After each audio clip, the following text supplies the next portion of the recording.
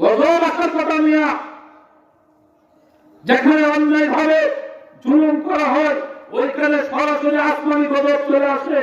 এখনো গজব থেকে জমিনকে আল্লাহ নিরাপদ রেখেছেন। আমি অনুরোধ করব, আমার এই আলোচনা মিডিয়ায় যাবে, আমার এই আলোচনা ইউটিউবে যাবে, আমি এই মাহফিল থেকে অনুরোধ করব, আমার সেই আকাবির আল্লামা মামুনুল হক সাহেব সহ খালেদ সাইফুল্লাহ আইয়ুবী সহ যারা ইসলামের হক কথাগুলো সারা দেশে আপনার এরকম ভাবে বলে বেড়াচ্ছেন, তাদেরকে অনতিবিলম্বে নিঃশর্ত ভাবে মুক্তি দিতে হবে। আপনারা যারা বলেন ঠিক কিনা? যারা আমার আকাবিররা যারা চার দেয়ালের ভিতরে বন্দী আছে তাদেরকে মুক্তির আন্দোলন যদি করতে হয়, এই যুবকদেরকে নিয়ে আপনাদেরকে নিয়ে আগামী দিনে মাঠে নেমে তাদেরকে বের করব। সকলেই রাজি আছেন কিনা? নারায়ে তাকবীর। আলহামদুলিল্লাহ নাহমাদুহু ওয়া নাস্তাঈনুহু ওয়া নাস্তাগফিরুহ ওয়া নু'মিনু বিহি ওয়া নাতাওয়াক্কালু আলাইহি ওয়া নাউযু বিল্লাহি মিন শুরুরি আনফুসিনা ওয়া মিন সাইয়্যাতি আ'মালিনা মান ইয়াহদিহিল্লাহু ফালা মুদিল্লা লাহু ওয়া মান ইউদ্লিলহু ফালা হাদিয়া লাহু وأشهد أن لا إله إلا الله وحده لا شريك له. أما بعد فقد قال الله تبارك وتعالى في كلامه المجيد وفي فرقانه الحميد: أعوذ بالله من الشيطان الرجيم. بسم الله الرحمن الرحيم. واضرب لهم مثلا أصحاب القرية إذ جاءها المرسلون إذا أرسلنا إليهم اثنين فكذبوهما فعززنا بثالث فقالوا إنا إليكم مرسلون. وقال رسول الله صلى الله عليه وسلم: تركت فيكم أمرين لم تضلوا ما تمسكتم بهما كتاب الله وسنتي، أو كما قال النبي صلى الله عليه وسلم: صدق الله العظيم وصدق رسوله النبي الكريم.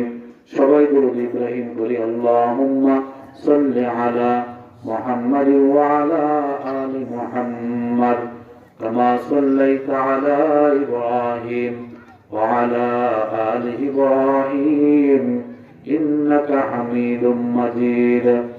اللهم بارك على محمد. এই দুরূদটা কি আমরা স্পষ্ট করা নাই?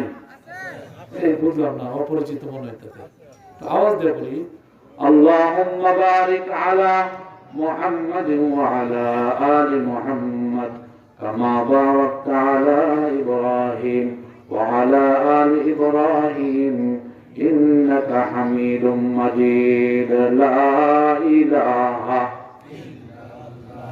لا إله لا إله إلا الله لا إله إلا الله لا إله إلا الله لا إله إلا الله لا إله إلا الله محمد رسول الله صلى الله عليه وسلم. উত্তরপাড়া হাশিমউদ্দিনের বাড়ি বাইতুল আমান জামে মসজিদ ও যুব সমাজের উদ্যোগে ইসলামী সম্মেলনের শ্রদ্ধাভাজন সভাপতি সহসভাপতি দিগার হযরত উলামায়ে কেরাম, আমার সামনে আছেন অত্র এলাকার ইসলাম প্রিয়, কোরআন প্রিয়, উলামায়ে কেরাম প্রিয় তৌহিদি জনতা, যুব সমাজ পর্দার অন্তরালে আলোচনা শুনতেছেন বা বাড়িতে বসে আলোচনা শুনতেছেন অত্র এলাকার সম্মানিত মা ও বোনেরা। আমি আপনাদের খেদমতে ছোট্ট আয়াত পাঠ করেছি, ছোট্ট একটি হাদিস পাঠ করেছি। আল্লাহ তাআলা যদি কিছু মূল্যবান কথা এর উপরে বলেন ইনশাআল্লাহ আলোচনা করব। আমার তৌফিক ইল্লা বিল্লাহ। এরপরে আমার আগে যিনি আলোচনা করতেছিলেন আমার কাছে অত্যন্ত ভালো লাগতেছিল। এই যুগে এই ধরনের আলোচনা খুব দরকার। আমরা আসলে কিছু ভ্রান্তি আমাদের মাঝে কাজ করে। আমরা অনেক সময় দেখা যায় বিভিন্ন জায়গায় অনেক উলামায়ে কেরাম আসেন, তারাও যে কোরআন থেকে কথা বলে এবং যে হাদিস থেকে তারাও কথা বলে, যারা প্রসিদ্ধ নয়, ভাইরাল নয়, ওই সকল আলেমও ওই কোরআন থেকে ওই হাদিস থেকেও কথা বলে। কি বলে? কিন্তু দেখা যায় অনেক মানুষ, এমন অনেক বক্তা রয়েছেন যাদের নাম শুনলে ওইখানে জায়গা দেওয়া যায় না। হয় কি হয় না? হয় না? অবশ্যই হয়। এবং আপনারা আরেকটা জিনিস দেখবেন, যাদের নাম শুনলে জায়গা দেওয়া যায় না, তাদের ডিমান্ডও কিন্তু মোটামুটি কম না। তাদের কি ডিমান্ড আছে না? নাই। ডিমান্ড মানে নর্মাল ডিমান্ড না, ভালো একটা ডিমান্ড। তাদের ডিমান্ড আপনার 50,000, 70,000। গত কয়েকদিন আগে, নাম বলবো না, নাম বললে বিপদ হয়, নাম বললে আমি গুনাহ কামাই, নাম বললে আপনারা চিনে ফেলবেন। পটিয়ে দিয়ে এক প্রোগ্রামে বাংলাদেশের নাম করে একজন সুর দেওয়া বক্তা 1 লক্ষ টাকা নিচ্ছেন আইসা, তার দিনের বেলায়। জাতি কোন দিকে যাচ্ছে বলেন? যারা এই দেশে উলামায়ে কেরাম কোন কন্ট্রাক্ট ছাড়া, কোন বেনিফিট ছাড়া যুব সমাজকে, দেশের সাধারণ মুসলমানদেরকে জাগ্রত করেছেন ইসলামের প্রতি, দ্বীনের প্রতি, কোরআনের প্রতি, যারা আল্লাহর কোরআন দিয়ে সমাজ পরিচালনা করার স্বপ্ন দেখেছিলেন, এখনো দেখেন, যারা সব সময় রাসূলের আদর্শ, রাসূলের সুন্নাহকে, রাসূলের জীবন্ত কর্মসূচিকে বাস্তবায়নের জন্য নিরলস চেষ্টা করেছিলেন, নিরলসভাবে কাজ করতেছিলেন, আজকে তাদেরকে আমার ভাইয়েরা অন্যায়ভাবে তাদেরকে বন্দী করে রাখা হয়েছে। যেটা বলেন ঠিক কিনা? কিন্তু যারা আসমানের উপরে আর জমিনের নিচের আলোচনা করেন, তারা ওপেন চলাফেরা করতেছে, কথা বলতেছে, আমরাও সুযোগ দিচ্ছি। মুসলমান ভাইয়েরা আমার, আমি আপনাদের এলাকারই সন্তান, মনে অনেক কষ্ট, অনেক দুঃখ। আমরা এমন কাপুরুষ হয়ে গেছি, আমাদের ইমানি হালত এমন নিচে নেমে গেছে, আজকে আমরা আমাদের সেই আকাবিরদেরকে যখন তাদের উপরে জুলুম করা হয়, অন্যায়ভাবে যখন তাদেরকে হক কথা বলা থেকে বিরত রাখা হয়, আমরা জাগ্রত থেকে তাদের পক্ষে কিছু বলতে পারি না। যেটা বলেন ঠিক কিনা? বিবেকের বিচার হবে। আমার পূর্বে যে ভাই কথা বলতেছিলেন, খুব ভালো লাগতেছিল। কোন দিকে যাচ্ছি আমরা? এখনো কি আমাদের বোঝা আসে নাই? কুরআনুল কারীমে রব্বুল আলামিন বলেন, আলাম ইয়ানি লিল্লাযীনা আমানু আন তাখশা কুলুবুহুম লিযিকরিল্লাহ। ঈমানদার, এখনো কি তোমার সময় আসে নাই তোমার অন্তরটাকে আল্লাহর স্মরণে, কোরআনের পক্ষে তোমার অন্তরটাকে বিচলিত করার, তোমার অন্তরটাকে নরম করার, তোমার অন্তরটাকে জাগ্রত করার সময় কি এখনো আসে নাই? তুমি কেন এখনো এরকম ভাবে নির্জনে, নিস্তব্ধে, চুপ হয়ে তুমি বসে আছো? আমরা চুপ হয়ে বসে আছি। আমি যে আয়াত পাঠ করেছি সূরা ইয়াসিন থেকে, সূরা ইয়াসিনের নাম শুনছেন তো আপনারা? প্রসিদ্ধ সূরা, কুরআনুল কারীমের কলব অন্তর বলা হয়। ইয়াসিন কলবুল কুরআন। নবীজি বলেন সূরা ইয়াসিন হলো কোরআনের অন্তর।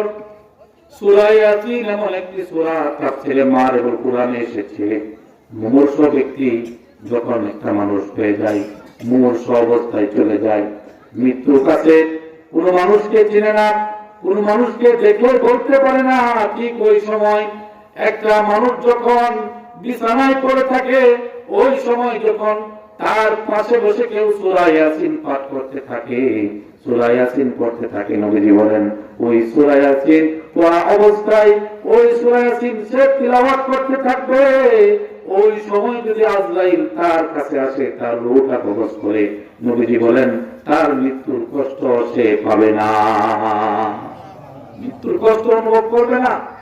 আরেক হাদিসে নবীজি বলেন জান্নাতের ফেরেশতা ওই সময় বান্দার কাছে আসবে, আয়েশা জান্নাতের ফল তার চোখের সামনে ধরবে। যে ব্যক্তির কাছে বসে সূরা ইয়াসিন পাঠ করা হবে, ওই ব্যক্তির কাছে বসে যখন আপনার সূরা ইয়াসিন পাঠ করা হবে, আজরাইল ওই সময়ে জান্নাতের একজন ফেরেশতা আসবে। আজরাইলের পূর্বে আয়েশা বান্দাকে জান্নাতের ফল দেখাবে। ওই ফলের ভিতরে, ওই ফলের উপরে আল্লাহ শব্দের নাম লেখা থাকবে। ওই নামটা দেখে দেখে আল্লাহর এই বান্দা আল্লাহর নাম ধরার জন্য পাগল করা হয়ে কোন কষ্ট ছাড়া তার রূহটা তার দেহ থেকে আলাদা হয়ে যাবে। সূরা ইয়াসিন প্রাচীন আরবে 2-3 জন নবী, আগে তো আপনার নবীরা একসাথে দাওয়াতি কাজ করতেন। এক এক জায়গায় এক এক নবী, এই এলাকায় একজন, ওই এলাকায় একজন, যারা আল্লাহর পক্ষ থেকে আল্লাহর নির্দেশিত কথা মানুষকে এসে জানাতেন। 2-3 জন নবী দেখা গেছে কখনো এক হয়ে যেতেন, এক হয়ে তাওহীদের কথা বলতেন, দ্বীনের দাওয়াত দিতেন। 2 জন নবী যাচ্ছেন, 2 জন আগে যাচ্ছেন, দাওয়াত দিতেছেন, আরেকজন পিছনে। তো এখন যে রাস্তা দিয়ে যাচ্ছেন, যাওয়ার পথে দেখে একজন লোক 70 বছর যাবত মূর্তি পূজা করে। কিসের পূজা করে? মূর্তি আছে না নাই? আর যারা বলেন আছে না নাই? মূর্তি আছে। এবং মূর্তি বানানোর জন্য, মূর্তিকে আপনার বাস্তবায়ন করার জন্য আমার ভাইরা সর্বোচ্চ চেষ্টা করা, যখন সর্বোচ্চ চেষ্টা চালানো হয়েছিল, ওই সময় বাংলাদেশের 18 কোটি মুসলমানের পক্ষে মূর্তির বিরুদ্ধে স্লোগান যিনি দিয়েছিলেন এবং স্লোগান দিয়ে সারা বাংলাদেশের তৌহিদি জনতাকে মূর্তির বিরুদ্ধে জাগ্রত করেছিলেন আমার ভাইয়েরা, উনার সেই ডাকে, উনার সেই হুঙ্কারে আজকে আমার দেশে যেখানে প্রত্যেকটি উপজেলায় মূর্তি নির্মাণ করার কথা ছিল, একটা মূর্তিও নির্মাণ করার সুযোগ হয় না। যেটা বলেন ঠিক কিনা? সেই হুঙ্কার আপনি আমি দেই নাই। সেই হুঙ্কার দিয়েছিলেন জাতির শ্রেষ্ঠ সন্তান, যাদেরকে নিয়ে আমরা সব সময় স্বপ্ন দেখি, যাদেরকে নিয়ে কোরআনের পতাকা উড্ডীন করার স্বপ্ন দেখি, যাদেরকে আমরা সব সময় আমাদের সামনে রেখে আমরা সামনে এগোতে চাই, রাসূলের আদর্শকে বাস্তবায়ন করতে চাই, কোরআনের রাজ কায়েমের স্বপ্ন দেখি, সেই আল্লামা মামুনুল হক সাহেব সহ আল্লামা খালেদ সাইফুল্লাহ আইয়ুবীর মতো বড় বড় উলামায়ে কেরাম সেদিন মূর্তির বিরুদ্ধে কথা বলেছিলেন, দেশে আন্দোলন করেছিলেন, তৌহিদি জনতাকে জাগ্রত করেছিলেন, যার কারণে শিরকের মতো এই রকম একটি অপসংস্কৃতির কাজ আমার এই জমিনে করার সাহস কোন জালেম পায় নাই, আমার ভাইরা কোন পাপী পায় নাই। সেই আন্দোলনে যারা যোগ দিয়েছিলেন, ওই সময় তাদের পক্ষে যারা কথা বলেছিলেন, ওই সময় যারা হক কথা বলেছিলেন, আজকে আপনি আমার চেয়ে তারাই সবচেয়ে বেশি নির্যাতনের শিকার। যারা বলেন ঠিক কিনা?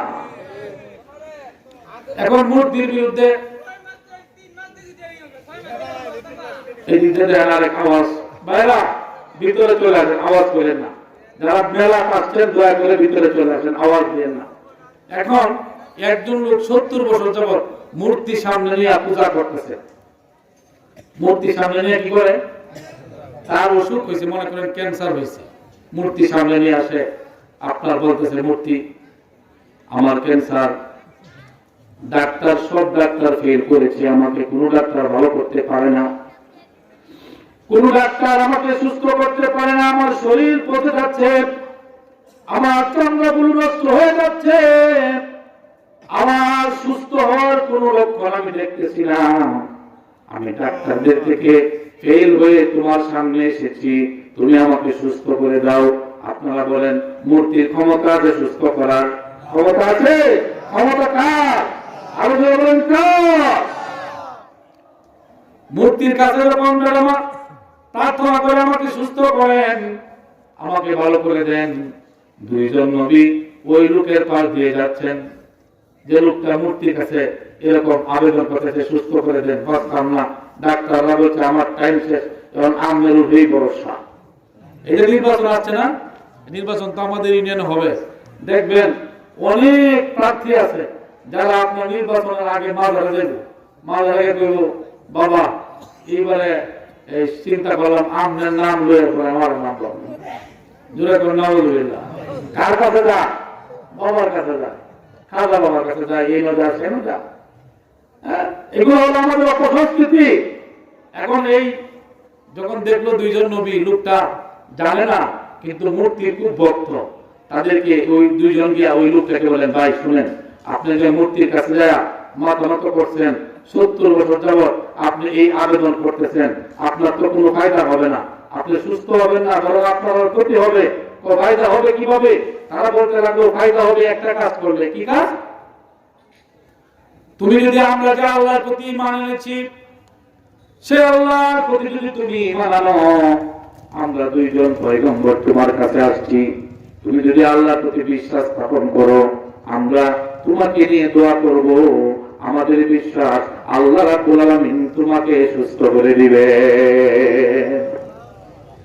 লোকটা বলতে লাগলো, তাই নাকি? হ্যাঁ, তুমি যদি সুস্থ হতে চাও, দেরি করে না, আর দেরি করার সুযোগ নাই, তুমি কালিমা পড়ো, লা ইলাহা ইল্লাল্লাহ বলো, এখনো সময় আছে, তোমার বাঁচার রাস্তা আছে, এখনো তোমার বাঁচার সুযোগ রয়েছে। লোকটা বলতে লাগলেন, আমি আর দেরি করতে চাই না, আমি যদি একটা কালিমা পড়লে সুস্থ হয়ে যাই, আমি আর দেরি করব না, আমি এই মুহূর্তে বলে দিচ্ছি, লা ইলাহা ইল্লাল্লাহ। লা ইলাহা ইল্লাল্লাহ পড়ার সাথে সাথে দুইজন নবী ওইখানে দাঁড়ায়া ওই লোকটাকে নিয়ে হাত উঠালেন, হাত উঠায়া আল্লাহর দরবারে মোনাজাত করলেন, আল্লাহ তোমার এই বান্দা তোমাকে ছেড়ে দিয়েছিল, মূর্তি পূজা করতেছিল, আজকে তোমার এই বান্দা তোমার প্রতি ঈমান এনেছে, কালিমা পড়েছে, ওগো আল্লাহ এই লোকটাকে নিয়ে তোমার কাছে ভিক্ষা চাই, তুমি তোমার এই বান্দাকে সুস্থ করে দাও। দোয়া শেষ করতে দেরি হলো, আল্লাহর ওই বান্দা সুস্থ হতে দেরি হলো না। যেখানে তার পুরো শরীর পচে যাচ্ছিল, পুরো শরীরে দুষ্ট খসে যাচ্ছিল, মৃত্যু ছাড়া তার সামনে আর কোন রাস্তা খোলা নেই, ঠিক ওই সময় আল্লাহ তাআলা ওই লোকটাকে সুস্থ করে দিয়েছেন। সুবহানাল্লাহ। আপনারা বলেন, সুস্থ হওয়ার পরে তার ঈমানের পাওয়ার বাড়ছে না কমছে? আরো যারা বলেন, বাড়ছে না কমছে?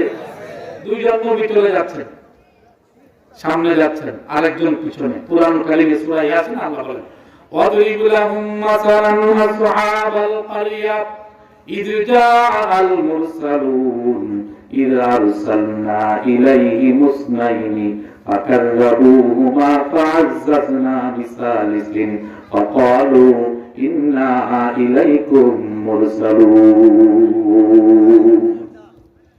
আল্লাহ রাব্বুল আলামিন বলেন, নবী আপনাকে একটা দৃষ্টান্ত শোনাই, আপনাকে একটা উদাহরণ দেই, কারণ এই যুগে এই উদাহরণের খুব দরকার।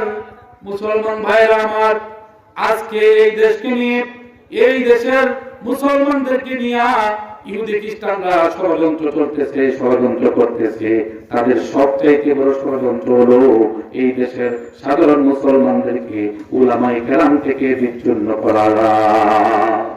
তাদের সবচাইতে বড় ষড়যন্ত্র হলো এই দেশের সাধারণ মানুষ যারা 5 ওয়াক্ত নামাজ পড়ে, যারা শুধু আপনার শুক্রবারে নামাজ পড়ে, যারা রোজা রাখে, যারা হজ করে, যারা ইসলামের কাজগুলো সাধারণভাবে করে যায়, তারা তাদের মধ্যে সাধারণভাবে করে যাবে তাদের কাজ, কিন্তু তাদেরকে পরিচালনার জন্য যে শক্তির প্রয়োজন, যেই উলামায়ে কেরামের প্রয়োজন, তাদেরকে বন্দী করা হবে, তাদেরকে নিষ্পেষিত করা হবে, তাদেরকে নির্যাতন করে তাদেরকে ধ্বংস করে দেওয়া হবে, যেন ওই মুসলমান ওই ধরনের মুসলমানের কোনো কথা না বলে, সে যেন তার মসজিদ নিয়ে থাকে, সে যেন তার মাদ্রাসা নিয়ে থাকে, সে যেন তার খানকা নিয়ে থাকে, সে যেন তার নামাজ নিয়ে থাকে, সে যেন উলামায়ে কেরামদেরকে ধরে ফেললে, উলামায়ে কেরামদেরকে আক্রমণ করলে, উলামায়ে কেরামদেরকে ছেলের ভিতরে নিলে তার জবান যেন বন্ধ থাকে, সেই ষড়যন্ত্র আমার ভাইরা ইহুদি খ্রিস্টানরা চালিয়ে যাচ্ছে। যেটা বলেন ঠিক কিনা? জাতি আমরা যাচ্ছি কোথায়? রিক্সার ড্রাইভার সারাদিন রিক্সা চালায়, অটোর ড্রাইভার সারাদিন অটো চালায়, একজন নামাজি 5 ওয়াক্ত নামাজ পড়ে যাচ্ছে, কিন্তু তাদেরকে পরিচালনা করার, তাদেরকে গাইড করার যে রাহবারের প্রয়োজন, যে ড্রাইভারের প্রয়োজন। আমার ভাইরা, আপনার গাড়ি খুব ভালো, আপনার বাস খুব ভালো, নতুন বাস, নতুন ট্রেন, আপনার নতুন কোন যানবাহনে আপনি চলতেছেন, কিন্তু ড্রাইভার নাই। জোরে বলেন, কেমন ভাবে যাইতে পারবেন আপনি? আর ড্রাইভার যাও একটা আছে, হেল্পারে উঠাইছেন ড্রাইভারি করার লাগিয়া, একই আপনাকে রাস্তায় সুন্দরভাবে নিতে পারবে না অ্যাক্সিডেন্ট করবে? আর জোরে বলেন, অ্যাক্সিডেন্ট করবে কিনা? যারা এই জাতির ড্রাইভার, যারা এই জাতির রাহবার, যারা এই জাতিকে তৌহিদের প্রতীক, যারা এই জাতিকে ঈমানের প্রতীক, যারা এই জাতিকে ইসলামী আন্দোলনের প্রতি, যারা এই জাতিকে কোরআনের প্রতি, যারা এই জাতিকে সকল মতবাদকে ভুলে গিয়ে কোরআনের মতবাদের উপর, ইসলামী আদর্শের উপর চলে আসার জন্য আহ্বান করে, চলে আসার জন্য যারা মুসলমানদেরকে জাগ্রত করে, আজকে আমার ভাইরা তারা কথা বলার সুযোগ পাচ্ছে না। যেটা বলেন ঠিক কিনা? এখন আসেন, এই লোকটা যে সুস্থ হলো, এই লোকটারে নবীরা বললেন যে আপনি এখানে থাকেন, আপনি সুস্থ হয়েছেন তো আপনি এখানে থাকেন, আমরা দিনের কাজ করার জন্য সামনে যাচ্ছি। নবী কয়জন? দুইজন, আরেকজন পিছনে। আল্লাহ বলেন ইযা আরসালনা ইলাইহি মুসনাইনি ফাকাযযাবুহুমা ফাআজ্জাজনা বিসালিসিন ফাকালু ইন্না ইলাইকুম মুরসালুন। দুইজন নবী যাচ্ছেন, তাদের উদ্দেশ্য হলো মানুষকে হক কথা বলা, মানুষকে দিনের কথাগুলো বলে ইসলামের প্রতি নিয়ে আসা।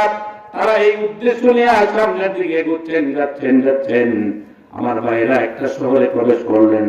নবী কয়জন? দুইজন, আরেকজন পিছনে। আল্লাহ বলেন দুইজন নবী যাচ্ছেন, তাদেরকে শক্তিশালী করার জন্য আমি আরেকজন নবী তাদের সাথে পাঠালাম। রাস্তা দিয়ে তারা চলছেন, সামনের দিকে যাচ্ছেন। যেই শহরে প্রবেশ করলেন, শহরে যাইয়া দেখেন শহরের মানুষেরা মূর্তি পূজা করে। শহরের মানুষেরা আল্লাহর গোলামি করে না, কার গোলামি করে? মূর্তির গোলামি করে। আমার ভাইরা, বর্তমান সময়ে মুসলমান মূর্তি পূজা করে না ঠিক, কিন্তু নেতার গোলামি করে। নেতা যদি বলে অমুককে ধরে ফেলবে, ঠিক কিনা? নেতা যদি বলে চুরি করবে, নেতা যাই হুকুম করে তাই করে। নেতার পিছনে ঘুরতে নেতাও নামাজ নাই, তার কর্মীরাও নামাজ নাই, ঠিক কিনা? গোলামি কার করছে? নেতার গোলামি করছে, আল্লাহর গোলামি করে নাই। ওরা করতো মূর্তির গোলামি, ওরা করতো মূর্তি পূজা। আর এই দেশের মুসলমানরা, সাধারণ মুসলমানরা, নেতা যদি 500 টাকা দেয়, সারাদিন নেতার পিছিয়ে ঘুরে। 500 দেওয়া লাগে না, মনে হয় 300 টাকা দিলেই হয়। আর মিছিল গেলে 100, মিছিল গেলে কত? 100। মিছিল গেলে নাচতে মিছিল করবো। অমুক ভাইয়ের চরিত্র ফুলের মতো, নামাজ কিন্তু করে না, সুদের কিন্তু কোনো কাজা নাই, নিয়মিত সুদ খাচ্ছে, মানুষকে ঠকাচ্ছে, মানুষের অর্থ আত্মসাৎ করছে, মানুষের জমিগুলো দখল করছে, মানুষকে জুলুম করছে। কিন্তু এই দেশের মুসলমান বুঝে না, তারপরেও তাদের পিছনে ঘুরে ঘুরে বলে, ঠিক কিনা? মূর্তির গোলামি করা যে কথা, নেতার গোলামি করা কি তেমন রেসপেক্ট নাই। নো ডিফারেন্স বিটুইন এই দুইটা, আমাদের কোনো পার্থক্য নাই।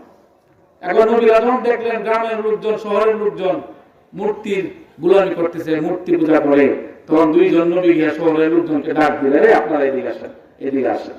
শহরের লোকজন মাথায় টুপি পাগড়ি দেখে দুইজন লোকের কাছে আসলো। দুইজন লোকের কাছে আসার পরে, দুইজন কিন্তু মানুষ, কিন্তু নবীরা আল্লাহর পক্ষ থেকে প্রেরিত রাসূল নবী, মানুষ কিন্তু নবী। আল্লাহর ওহী আসে তাদের উপরে, আল্লাহর খাস বান্দা তারা, আল্লাহর গোলাম তারা, আল্লাহর খাঁটি বান্দা, ঠিক কিনা? এখন এই দুইজন নবীর কাছে কিছু লোক আসলো, বাড়ি কই? তো ভাই, বাড়ি আমাদের ওই এলাকায়। কেন আসছেন? আমরা আপনাদেরকে কালিমার দাওয়াত দিতে এসেছি। লা ইলাহা ইল্লাল্লাহ, আল্লাহ ছাড়া কোনো ইলাহ নাই, আল্লাহ ছাড়া কোনো ইবাদত, কারো ইবাদত করা যাবে না, মূর্তির গোলামি করা যাবে না। আপনারা যে মূর্তি পূজা করেন, এগুলা বাদ দেন, এইগুলা তো শিরক, এইগুলা করা যাবে না, এইগুলা পরিহার করেন, আল্লাহর গোলামি করেন, আল্লাহর দিকে ফিরে আসেন। দুইজন নবী, সাথে আরেকজন আসছেন, তিনজন দাওয়াত দিতেছেন। দাওয়াত দেওয়ার পরে ওই শহরের দুষ্ট লোকেরা ওই শহরের যুবকদেরকে দেখে এই তিনজন নবীকে ধরে ফেলার জন্য নির্দেশ দেয়। নাউজুবিল্লাহ। কাদেরকে ধরে ফেলার জন্য? নবীদেরকে। নবীরা কি আপনার আমার মতো সাধারণ লোক নাকি? নবীদেরকে ধরে ফেলেছে। নবীদেরকে ধরে যুবকরা তাদেরকে বেঁধে ফেলেছে। 2 হাত বেঁধে ফেললো, 2 পা বেঁধে ফেললো, তাদেরকে মেরে ফেলবে। তাদের অপরাধ শুধু একটাই, তারা বলে লা ইলাহা ইল্লাল্লাহ, লা ইলাহা ইল্লাল্লাহ। আমার ভাইরা, এখন এই লোকগুলা মিলে তিনজনকে অ্যারেস্ট করছে, দুই হাতে আপনার বাধা, দুই পা বাধা। এই খবরটা চলে গেল, ওই যে লোকটা সুস্থ হয়েছে, যুবক সুস্থ হয়েছিল, এই সুস্থ হয়েছে যুবক, তার কাছে খবরটা চলে গেল। এর ফাঁকে এই শহরের লোকদের সাথে এই নবীদের কথা হচ্ছে, নবীদের কথা হচ্ছে। ফাআযাযনা বিসালিসিন ফাকালু ইন্না ইলাইকুম মুরসালুন ক্বালু মা আনতুম ইল্লা বাশারুম মিসলুনা ওয়া মা আনজালার রাহমানু মিন শাইইন ইন আনতুম ইল্লা তাকযিবুন। দেখেন কত খারাপ শহরের মানুষ, তাদেরকে বেঁধে দুই হাত দুই পা বেঁধে, এরপরে শহরের লোকজন জিজ্ঞেস করতেছে বাড়ি কই, কি পরিচয় আপনাদের, কেন আসছেন? আচ্ছা এইটা তারা তো হাত পা না বাঁধলেও তারা এটা করতে পারতো, দুই বলেন ঠিক কিনা? তারা আগে বাঁধছে দুই হাত দুই পা বেঁধে, তাও কি নবীদেরকে। আজকেও যারা সেই নবীদের উত্তরসূরি আমার ভাইয়েরা, আজকেও যারা আল উলামা ওয়ারাসাতুল আম্বিয়া, সেই নবীদের উত্তরসূরি, নবীজি বলেন উলামা উম্মতি কাম্বিয়া ইবনি ইসরাঈল, আমার উম্মতের একজন আলেম, আমার উম্মতের একজন আলেম বনি ইসরাঈলের একজন নবীর মতো। জুড়ে বলেন সুবহানাল্লাহ। আজকে যারা এই উলামায়ে কেরামদেরকে কষ্ট দিচ্ছে, এই উলামায়ে কেরামদেরকে নির্যাতন করছে অন্যায় ভাবে, বেআইনি ভাবে, আমার বিশ্বাস নবী আল্লাহ রাব্বুল আলামিন এই অপরাধ কখনো বরদাস্ত করবেন না। জুড়ে বলেন ঠিক কিনা? কাজেই এখনো সুযোগ আছে, এখনো আল্লাহর খাস রহমত এই জমিনে আসতেছে, এই জমিনে আল্লাহর খাস রহমত বর্ষণ হচ্ছে। গজব আসার কথা মিয়া, যেখানে অন্যায় ভাবে জুলুম করা হয় ওইখানে সরাসরি আসমানি গজব চলে আসে। এখনো গজব থেকে জমিনকে আল্লাহ নিরাপদ রেখেছেন। আমি অনুরোধ করব, আমার এই আলোচনা মিডিয়ায় যাবে, আমার এই আলোচনা ইউটিউবে যাবে, আমি এই মাহফিল থেকে অনুরোধ করব আমার সেই আকাবির আল্লামা মামুনুল হক সাহেব সহ, খালেদ সাইফুল্লাহ আইয়ুবী সহ যারা ইসলামের হক কথাগুলো সারা দেশে আপনার এরকম ভাবে বলে বেড়াচ্ছেন, তাদেরকে অনতিবিলম্বে নিঃশর্তভাবে মুক্তি দিতে হবে। আপনারা যারা বলেন ঠিক কিনা? এখন আসেন, নবীদেরকে বান্ধে করে জিজ্ঞাসা বাড়ি কই, কেন আসছেন? নবীরা বলতেছে আমরা তো কোনো রাজনীতি করি না, আমরা আল্লাহর কালিমার দাওয়াত দিই, আমরা নবী, আমরা নবী, আমরা কালিমার কথা বলি। আমাদেরকে আপনারা বাঁধতেছেন কেন, আমাদেরকে মারতেছেন কেন? আমরা তো কোনো অপরাধ নাই। আসলে আপনারা তাদের কি কোনো অপরাধ আছে? ক্বালু মা আনতুম ইল্লা বাশারুম মিসলুনা ওয়া মা আনজালার রাহমানু মিন শাইইন ইন আনতুম ইল্লা তাকযিবুন। শহরের লোকেরা বলতেছে তোমরা যে নবী এটা আমরা মানি না, তোমরা যে নবী এটা আমরা বিশ্বাস করি না, আমরাও যেরকম মানুষ তোমরাও মানুষ, তোমাদেরকেও আমাদের মতো দেখা যায়, আমরাও খাই তোমরাও খাও, আমরাও ঘুমাই তোমরাও ঘুমাও। আচ্ছা নবীরা কি ঘুমাইতো না? নবীরা কি খাইতো না? এখন যারা উলামায়ে কেরাম আমাদের দেশে আছেন, তারা কি বাজার সদাই করে না? তারা কি সংসার করে না? তাদের কি সংসার করার দরকার নাই? তাদের কি টাকা পয়সার দরকার নাই? দেখবেন অনেক মানুষ আছে মনে হয় হুজুর টাকা পয়সার দরকার নাই, বেশি একটা মসজিদের ইমাম বেতন দিতে পারে না, এলাকার মানুষ বেতন দেয় না, তাও যাও দেয় মাত্র 2-3 হাজার টাকা বেতন। এর মনে হয় হুজুর আর মনে টাকা পয়সা কি নাই, আর কি নাই, এই ধরনের চিন্তা, এই ধরনের ফিকির, এই ধরনের আপনার কিছু লোক আছে কিন্তু এই সমাজে, সবাই না, সবাই না, কিছু ব্যতিক্রম আছে। এখন আসেন, এই লোকগুলা বলতেছে যে আপনারা যে নবী এটা আমরা মানি না, আপনারা তো আমরা মতো দেখা যায়, আপনারা যে নবী এটা আমরা বিশ্বাস করি না, এটা আমাদের বিশ্বাস করে না। ওমা আনজালার রাহমানু মিন শাইইন ইন আনতুম ইল্লা তাকযিবুন। বরং আপনারা যা বলতেছেন আপনাদের কথা মিথ্যা, আপনারা মিথ্যা কথা বলতেছেন, নবীদেরকে মিথ্যাবাদী বলতেছে। আমার ভাইরা, নবীরা কি কখনো মিথ্যা কথা বলেন? আর যারা বলেন মিথ্যা কথা বলেন না। নবীরা যা বলেন কার পক্ষ থেকে বলেন? আল্লাহর পক্ষ থেকে বলেন। আল্লাহর পক্ষ থেকে নবীরা সব সময় মেসেজ দেন, নবীরা সব সময় দ্বীনের প্রচার করেন, নবীরা সব সময় মানুষের বাড়িতে বাড়িতে ঘুরে ঘুরে দাওয়াত দিতেন। জমায়েত করে করে হক কথাগুলো বলতেন। মূর্তি পূজা ছাড়ো, আল্লাহর গোলামি করো, পরকালের দাওয়াত দিতেন, কোরআনের দাওয়াত দিতেন, কোরআনের পক্ষের কিতাবগুলোর দাওয়াত দিতেন। জুড়ে জুড়ে বলেন ঠিক কিনা? قالوا ربنا يعلم إنا إليكم لمرسلون وما علينا إلا البلاغ المبين। তিনজন নবী একসাথে, তিনজনের হাত পা বাঁধা। ওই শহরের লোকজন তিনজন নবীকেই বেঁধে ফেলেছেন, তাদেরকে মেরে ফেলবে। একজন কেউ ছাড় দিবে না, একজন কেউ ছেড়ে দিবে না। তিনজন নবীর হাত পা বেঁধে ফেলেছে। হাজার হাজার লোক, হাজার হাজার মূর্তি পূজারী চতুর্দিকে দাঁড়ায়া দাঁড়ায়া এই দৃশ্য দেখতেছে।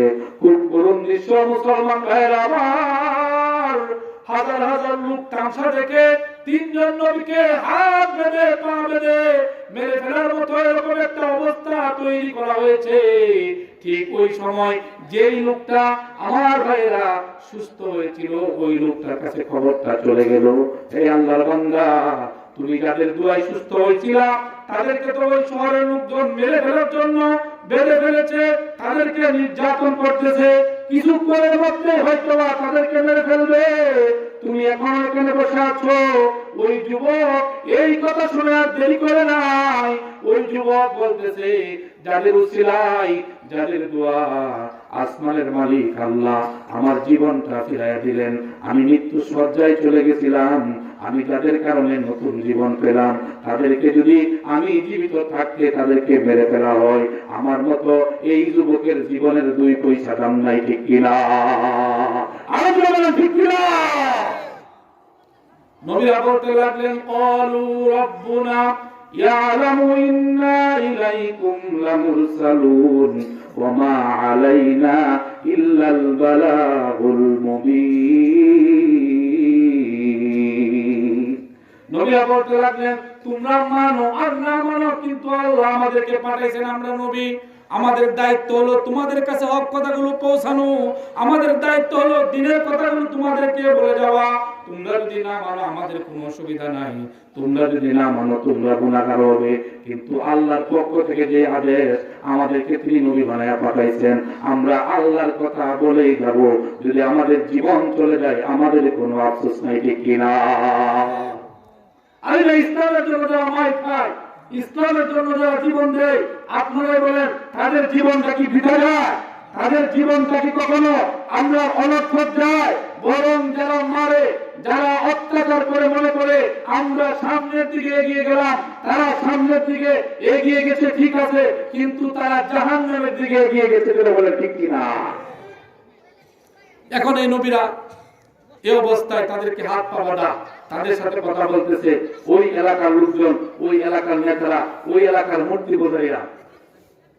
قالوا إنا تطيرنا بكم لئن لم تنتهوا لنرجمنكم وليمسنكم منا عذاب أليم قالوا ربنا يعلم إنا إليكم لمرسلون।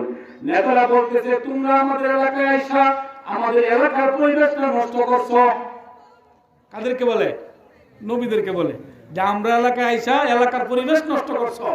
আমরা মূর্তি পূজা করি, যাই করি, এটা আমাদের ব্যাপার। আমরা দেয়ার ইজ নো গড, স্রষ্টা বলতে কিছু না আমরা মানি না, আল্লাহ বলতে কিছু না এটা আমরা বিশ্বাস করি না। আমাদের বিশ্বাস মূর্তি পূজাই সব, আমাদের বিশ্বাস মূর্তি পূজাই সব। সুতরাং তোমরা আমাদের শহরে অকল্যাণ নিয়ে আসছো, কল্যাণ নিয়ে আসছো না। সুতরাং তোমাদেরকে আজকে মেরে ফেলবো, তোমাদেরকে আজকে আমাদের হাত থেকে কেউ রক্ষা করতে পারবে না। আলহামদুলিল্লাহ। কাদেরকে মারতে বলে? কাদেরকে মারতে বলে? নবীদেরকে মারতে বলে। আল্লাহ যদি কাউকে বাঁচাইয়া রাখেন, দুনিয়ার কোনো শক্তি নাই তাকে মেরে ফেলার। ঠিক কিনা? হায়াত মউত কার হাতে? আপনারা বলেন কার হাতে?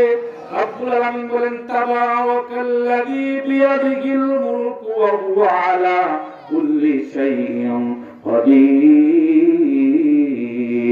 রব্বুল আলামিন বলেন, বরকতময় সেই মহান সত্তা যার হাতে সব কিছুর রাজত্ব, যার হাতে সব কিছু, তিনি যখন যাকে ইচ্ছা করেন, যখন তাকে তিনি ক্ষমতায় বসান, আবার যখন যাকে তিনি ইচ্ছা করেন মুহূর্তের মাঝে যত বড় শক্তি থাকুক কানের মাঝে ধইরা নামাইয়া দেন, ঠিক কিনা?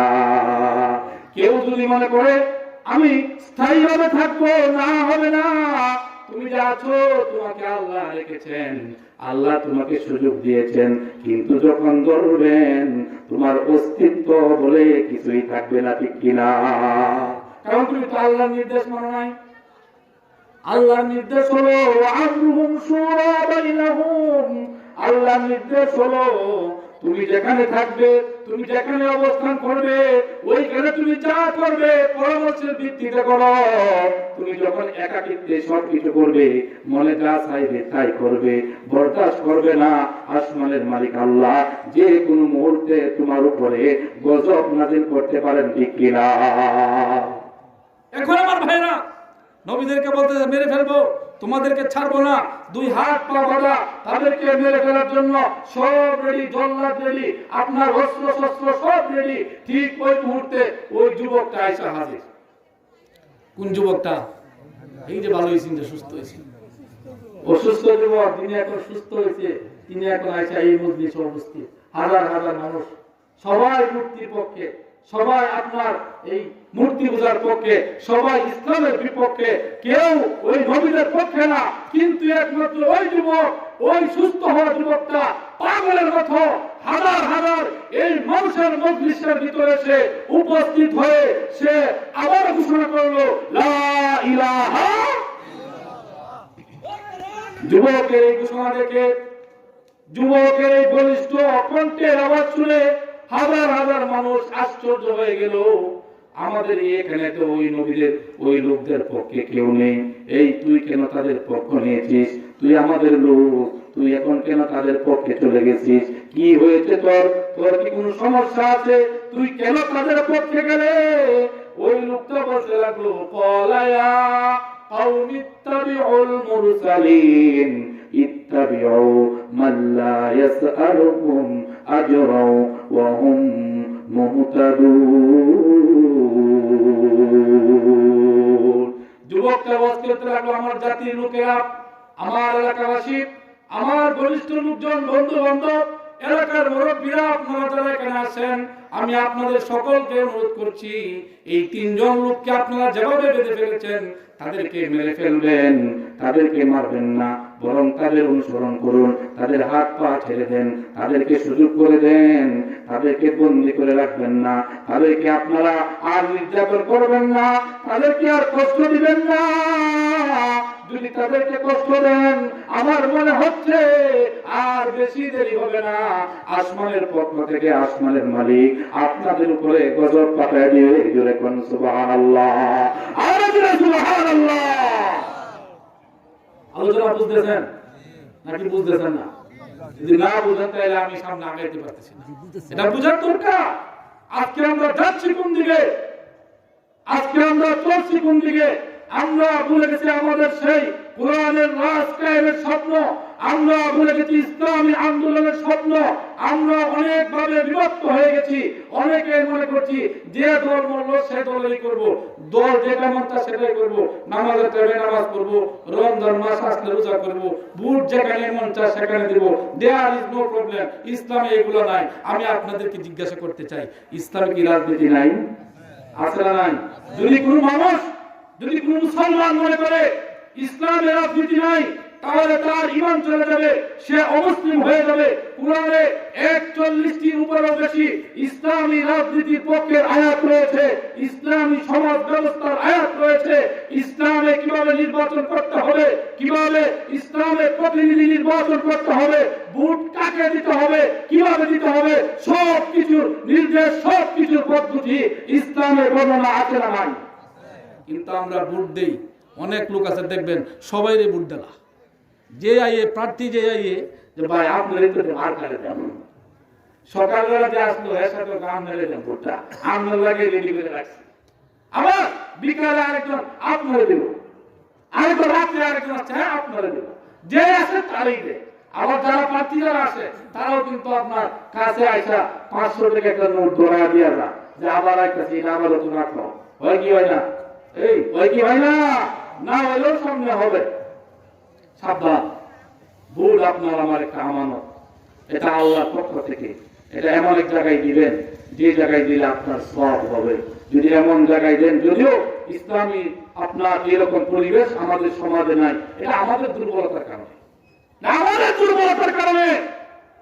কোন একদিন এদেশের আকাশে কালিমার পতাকা উড়বে, সেদিন সবাই খোদাই বিধান পেয়ে দুঃখ বেদনা ভুলবে, ঠিক না?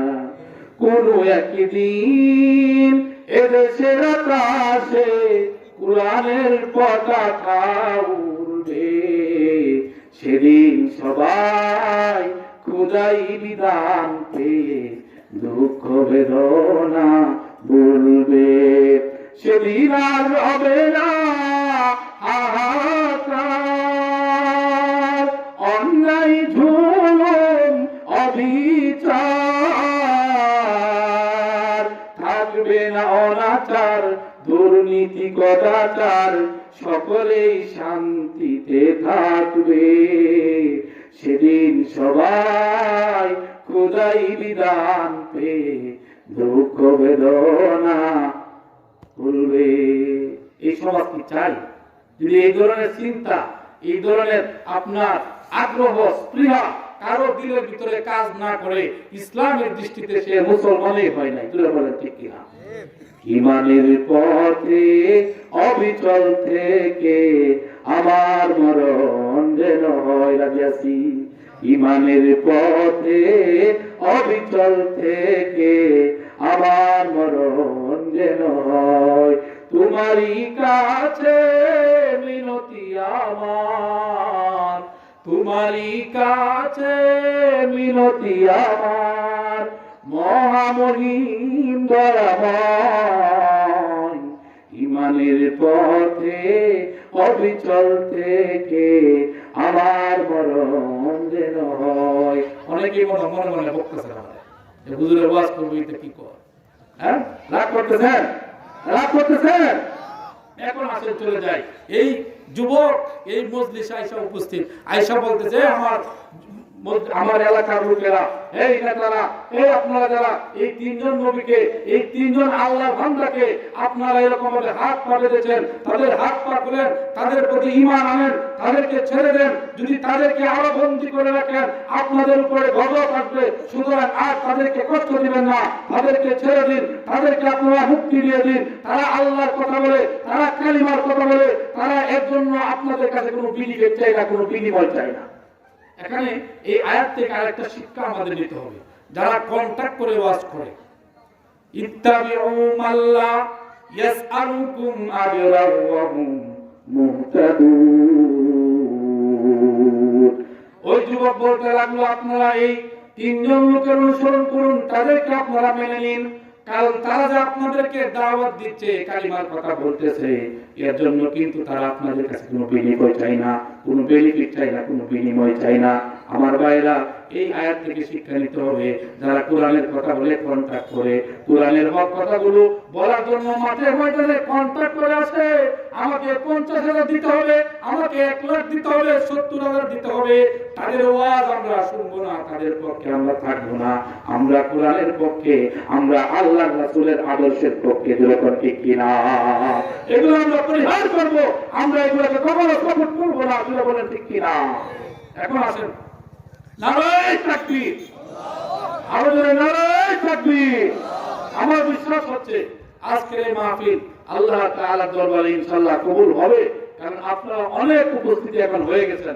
আমার বিশ্বাস যিনি প্রধান বক্তা, যিনি প্রধান আকর্ষণ আসবেন, উনি আসলে আপনারা আরো উপস্থিতি বৃদ্ধি করবেন, আরো বেশি হবে, এটা আমার বিশ্বাস। এখন আসেন, এই লোকগুলা বলতে লাগলো যে আমরা মেরে ফেলবো, আমরা তিনজনকে ছাড়বো না, আমরা তাদেরকে হত্যা করবো। কাদেরকে হত্যা করবে বলে? নবীদেরকে মেরে ফেলবে, এরকম কাজও আছে, এর চেয়ে নির্দিষ্ট কাজ আছে।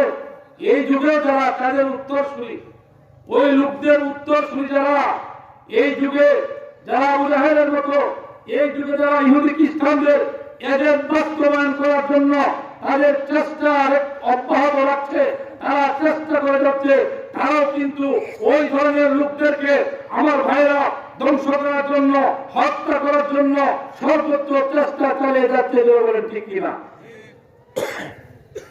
এখন আসেন, আল্লাহ রাব্বুল আলামিন এইটা একটা দৃষ্টান্ত নবীজিকে জানাইছেন।